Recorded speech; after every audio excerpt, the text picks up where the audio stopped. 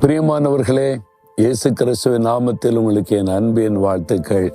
இந்த இடம் எப்படி இருக்கு? அழகா இருக்குதா? நான் சொன்னல, இந்த ஊட்டா மாநிலத்தில் சால்ட் லேக் சிட்டி சுற்றிலும் அழகான மலைகள். இந்த மலையினுடைய உச்சியில பார்த்தீங்கன்னா பனி படர்ந்து இருக்கிறது. ஆனால் எப்பவும் குளிர்ச்சியா இருக்குது. இந்த மலைகள்ல நிறைய கனிம வளங்கள் இருக்கிறதா.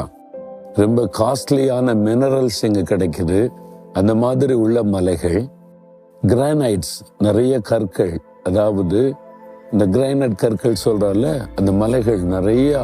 அதனால இங்க எங்க பார்த்தாலும் ரோட்ல எல்லாம் அந்த கிரானைட் கல்லை தான் பதிச்சிருக்கிறாங்க. கட்டடங்கள நிறைய கிரானைட் கற்களை பயன்படுத்துறாங்க.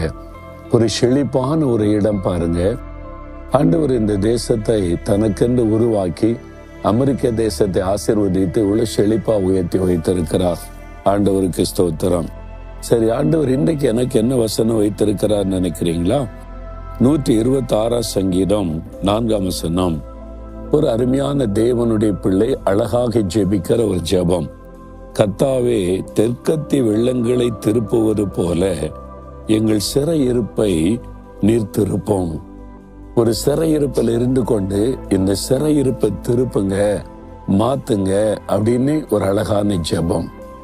உங்க வாழ்க்கையில் இன்றைக்கு ஒரு சிறையிருப்பு இல்ல, கடன் பிரச்சனை என்கிற சிறையிருப்பு, அப்புறம் நிந்தை அவமானம் என்கிற சிறையிருப்பு, வியாதி வேதனை என்கிற சிறையிருப்பு, ஏதோ ஒரு காரியம் அப்படியே ஒரு அடிமைப்படுத்தின மாதிரி சிறையிருப்பில் இருந்த மாதிரி, ஒரு விடுதலையா இல்லாத மாதிரி ஒரு ஃபீலிங், ஒரு துக்கம், கஷ்டம். வேலை செய்யற இடத்துல, குடும்பத்துல கூட அடிமை மாதிரி இருக்கிறேன். வேலை செய்யற இடத்துல ஃப்ரீயா அங்க வேலை செய்ய முடியாது, ஒரு அடிமை மாதிரி இருக்கிறேன். சிலர் சொல்லுவாங்க, ஊழியத்துல எங்க சில பாஸ்டர்மார் சொல்லுவாங்க, இந்த கமிட்டி என்ன அடிமை மாதிரி நடத்துறாங்க, விடுதலையோடு ஊழியம் செய்ய முடியல. ஒரு சிறை இருப்பு. ஒவ்வொருவருக்கும் ஒவ்வொரு விதமான சிறை இருப்பு. அவர் அழகான ஜெபம் பண்ணுகிறார். தெற்கத்தி வெள்ளத்தை திருப்புவதை போல. சில சமயம் பெரும் மழை பெய்யும் போது அந்த வெள்ளம் வரும்போது நீங்க பார்த்திருக்கீங்களா? வாய்க்காலெல்லாம் வேற விதமா திரும்பிடும், ஆறே திரும்பிடும். அது மாதிரி ஒரு சூழ்நிலை வரும். அவ்வளவு பெரிய காரியத்தையும் திருப்பக்கூடிய வல்லமை தேவனுக்கு உண்டு. இயற்கையா நடந்து கொண்டிருக்கிற காரியத்தை கூட அவர் திருப்பிடுவார். அப்ப உங்களுடைய சிறையிருப்பை திருப்ப மாட்டாரா? கட்டாயம் திருப்புவார். நம்முடைய சிறையிருப்பை திருப்பி நம்மை விடுதலையோடு மகிழ்ந்திருக்க செய்ய சிலுவையிலே அவர் ரத்தம் சிந்தி மரித்தார். சிறையிருப்புக்கு தன்னை ஒப்பு கொடுத்தார். அவரை சிறையில வச்சாங்க. அவரை கைது செய்து கொண்டு போய் ஜெயில கொஞ்ச நேரம் வைத்து அடிச்சு வேதனைப்படுத்தினாங்க. ஏன் இந்த சிறையிருப்புக்கு போகணும்? நமக்கு விடுதலை கொடுக்க, சிறையிருப்பை மாற்ற தன்னை அந்த பாடுகளுக்கு அர்ப்பணித்து கொண்டார். அதனால் உங்களுடைய சிறையிருப்பை திருப்புவார்.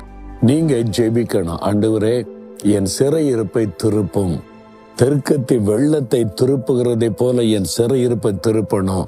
இன்னைக்கு உங்க வாழ்க்கையில என்ன சிறையிருப்புன்னு யோசித்து பாருங்க. குறிப்பா அதுக்காக இதயத்துல கை வைங்க. இந்த காரியத்துல என் சிறையிருப்பை மாற்றி திருப்பணும் அப்படின்னு சொல்லி ஜெபிக்க போகிறோம். ஆண்டவரே, எங்கள் சிறையிருப்பை மாற்றுவதற்கு சிலுவையில உங்களை அர்ப்பணித்துக் கொண்டீர். சிறையிருப்புக்கு கூட உங்களை ஒப்பு கொடுத்தீர். நீர் சிலுவையில வெற்றி சிறந்து சிறையிருப்பை மாற்றினீர். ஆண்டவரே, என் வாழ்க்கையில காணப்படுகிற இந்த சிறையிருப்பை மாறி ஒரு சந்தோஷமா மன மகிழ்ச்சியோட நான் வாழணும், வேலை செய்யணும், ஊழியம் செய்யணும். அதற்கு என்னை ஆசீர்வதியும். சிறையிருப்பை திருப்பும். இயேசுவின் நாமத்தில் ஜெபிக்கிறேன். ஆமேன், ஆமேன்.